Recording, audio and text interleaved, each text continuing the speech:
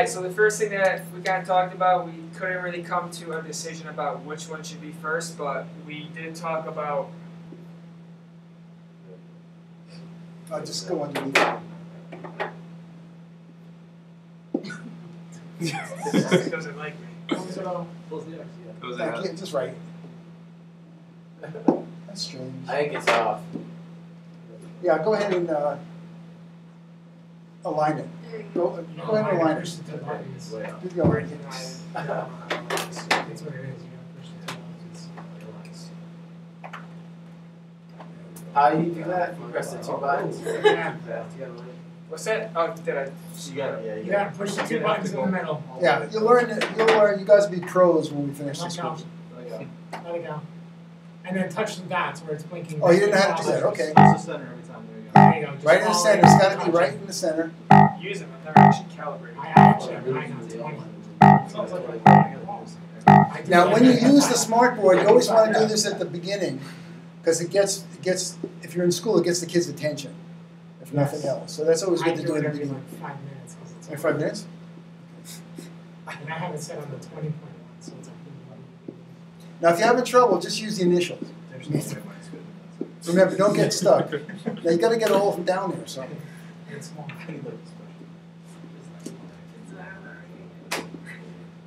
We're gonna have our theme, our benchmarks, and our objectives. Okay, just put them all down. Write them all down first, then you can explain it. Go slow.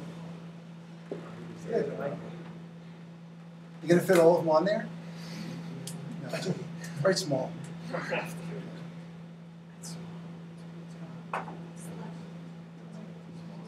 Now, the idea is we're going to look at the things that you know in terms of designing instruction. And there's one word missing from the title of this course. We call it instructional design. And the word that's missing is systematic. Now, people know all sorts of things, but the difference between a teacher, an average teacher, and people who are trained in instructional design is you're going to know how to do things systematically, to design things, and also when things go wrong, you'll know where to go. So lots of times things won't work and you're not sure why they didn't work. But in the instructional design field, it's easier to actually go back and make changes because you use the system, whatever system that you end up using, and it will help you not only design, but also make sure that your instruction works.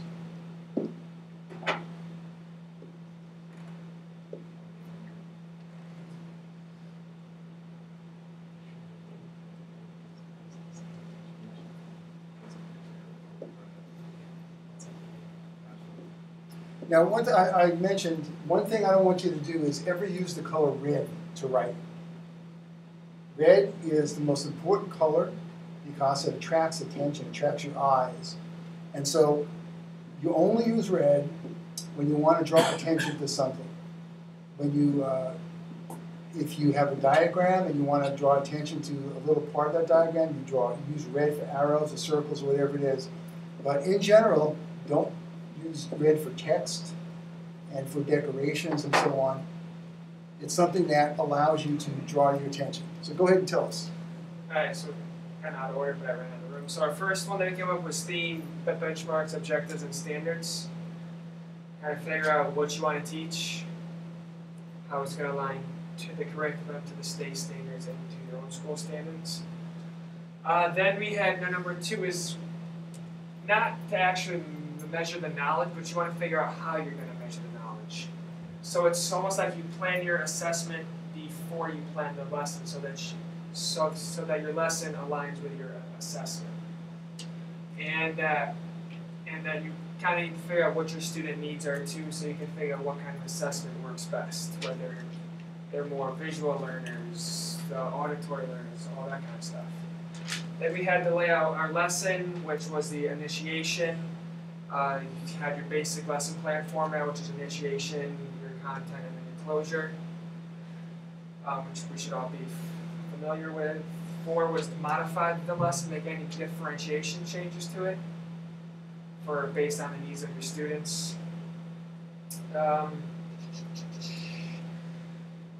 So then you teach a lesson and then you check the student knowledge. It says knowledge on the bottom. Whether it's informal or formal assessments, just the different types of ways that you're going to check knowledge, whether it's you're going to do a problem in your notes, you're going to ask a question, you have to raise your hand, group work, an official quiz test, something at the end of the unit. Number 6 is up there, independent learning, whereas they're kind of working on their own now after you've done your group work, they're kind of working on their own, seeing if they can do it. And then it's evaluation of the students and of the lesson, sort of how you did, whether or not your students got the objective of the lesson. Good. 2 questions.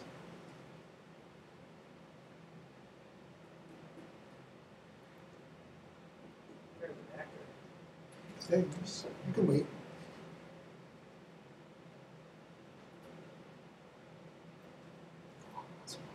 Go ahead, go. Was everybody that was in your group, were they all education backgrounds? No. Okay. Why do you ask that? Just curious. I was just curious because it's very.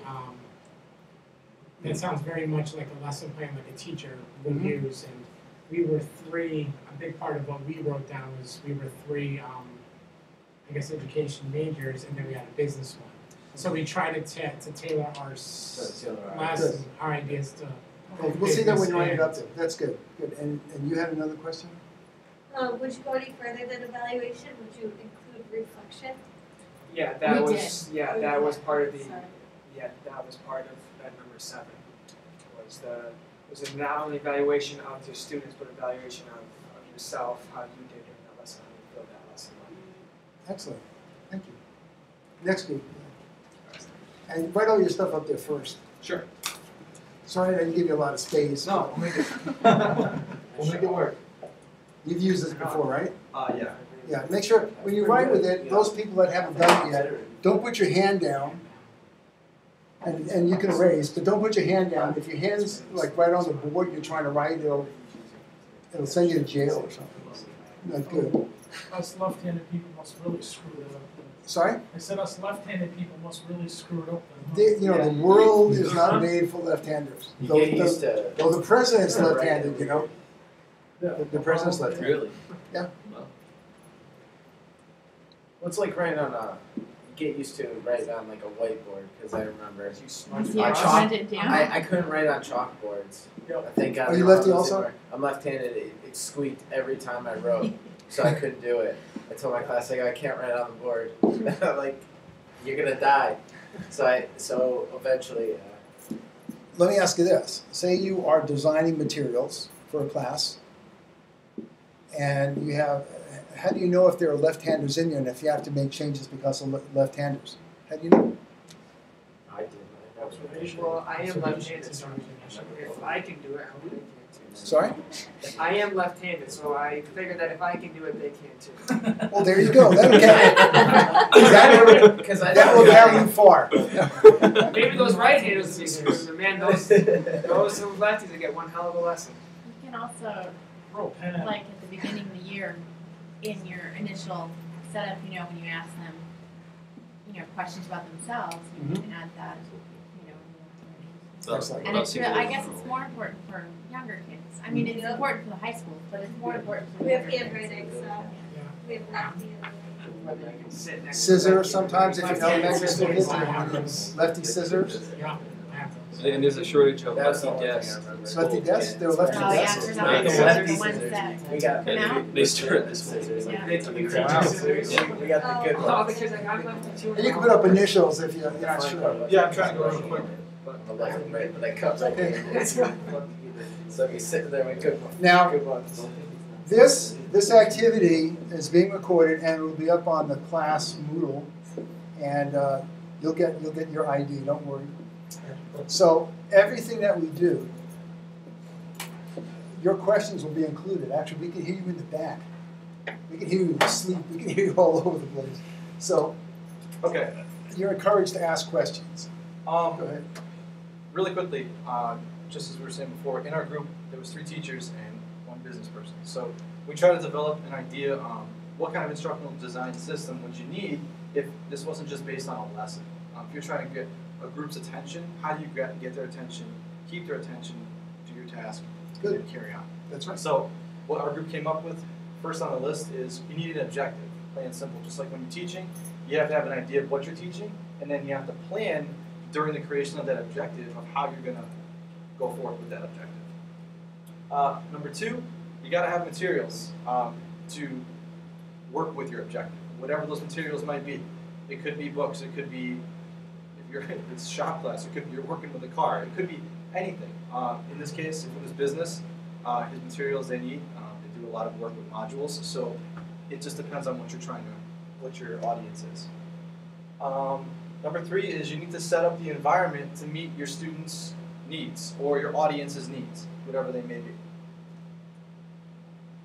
Four was to engage the audience. How do you get their attention, keep their attention, and work with them so they're actually learning or working toward your objective? Five was creation of a task during this portion while you're working with them. After you're engaged in the audience, you should have a task set to work with this audience now that you've got them engaged.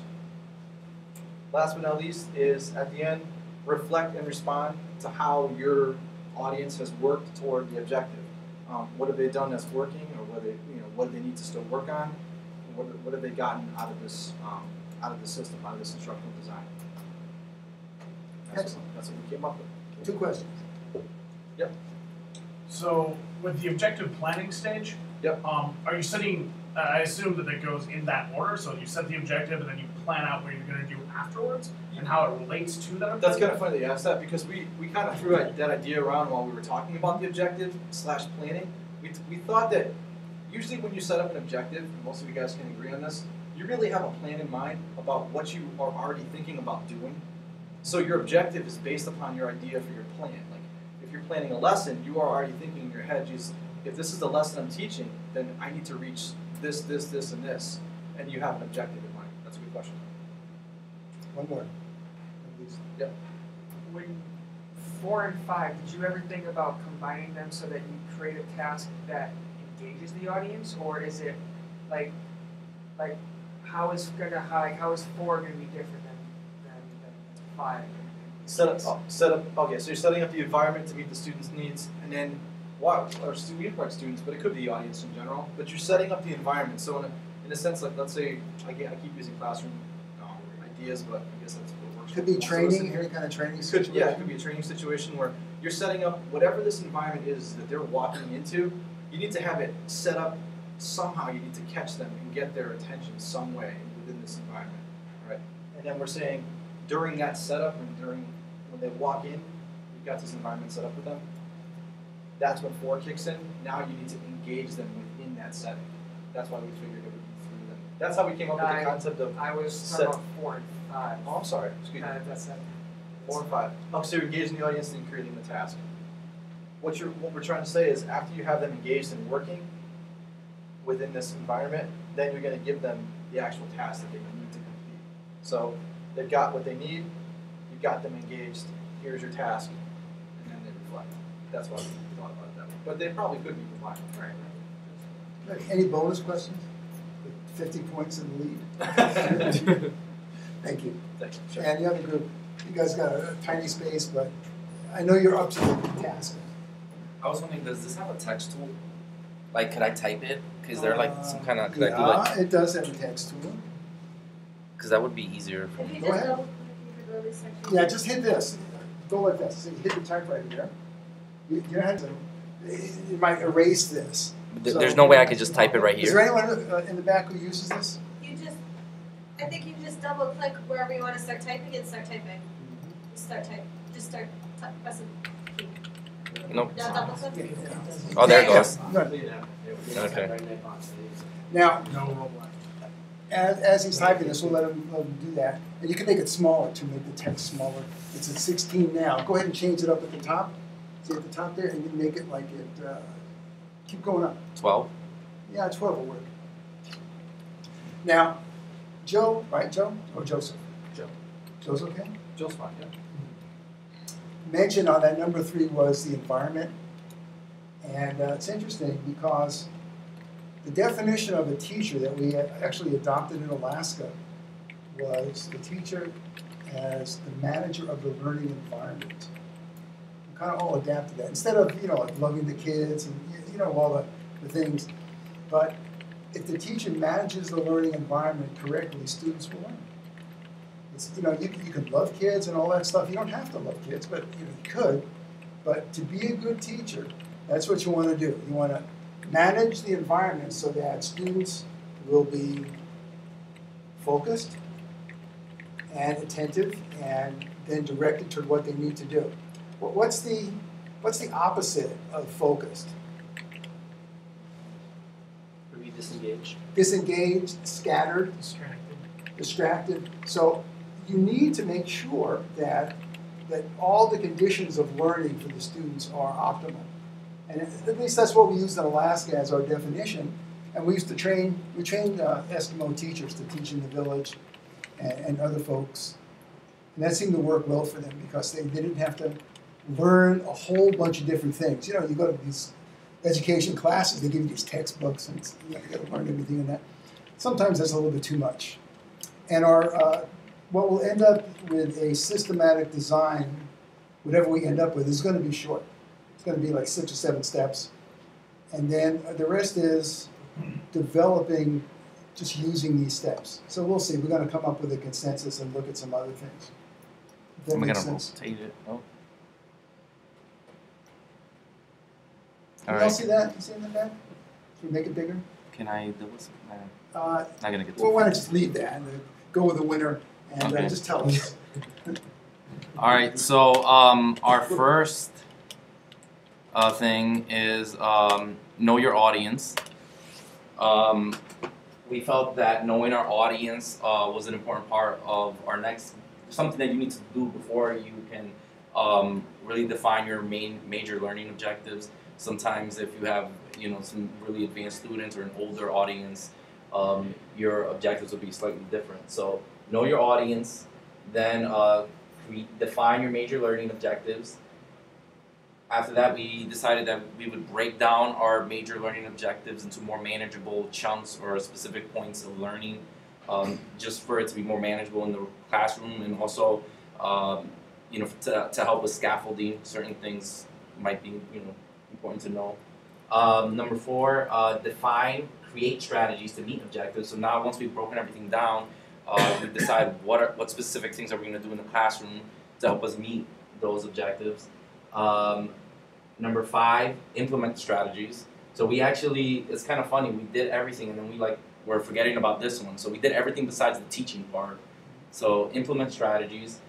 Then while you're implementing strategies, you'll have informal feedback and formative assessments. You revise your strategies, take those into account, and then finally you do your evaluation.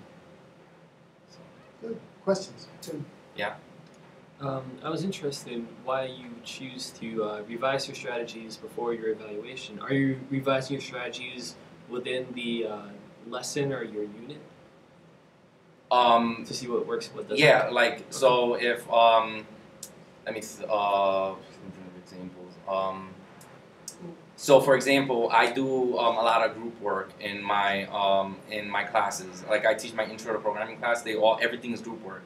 But when I go around and I start, I have a little checkboard with their names on it, and I will, I'll just pick something that I want to know if they all know it, and I'll check it off or I don't check it. If I notice there's a lot of kids scattered in the different groups that don't know certain things, then I'll move on. I'll do an individual assignment. So I'll revise the way I'm teaching it if I feel that there are some kids scattered around that are kind of sliding underneath the radar. Makes sense. Good. One more.